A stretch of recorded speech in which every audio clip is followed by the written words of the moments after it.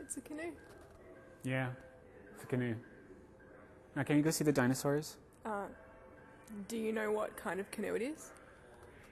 It's a canoe, you know? How many types of canoes can there be? It's a canoe. There are heaps of canoes. This one says it's a Roth Canoe. A what canoe? It's a Roth Canoe. It's from the Roth collection. Well, no, you know, anyone can see it's bark. It's a bark canoe. It's made from folded bark. Yeah, right. It's from the Roth collection, I think.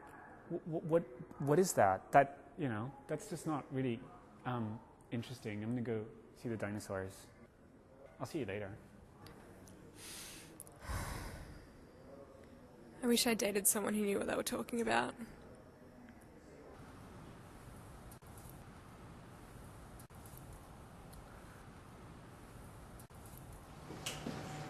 Show you the canoes that Roth collected.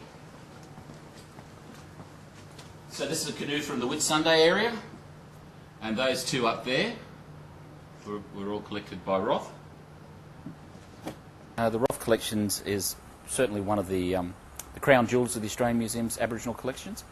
It was put together by a man called Dr. W.E. Roth around 1900 to 1902. He was protector of Aboriginal people up there in North Queensland. He was appointed by the Queensland government to look after the well-being of Aboriginal people. Parts of the collection were presumably given to him by people that, you know, he may have been acting as a doctor to.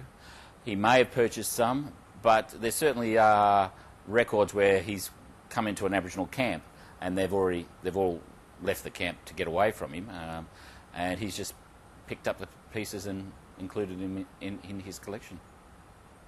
I mean, it was of a time where knowledge and the creation of knowledge and new knowledge was really important, and people were going all over the world, and you know, into the Amazonian forests and into the great sandy deserts here in Australia, looking for things that were unknown.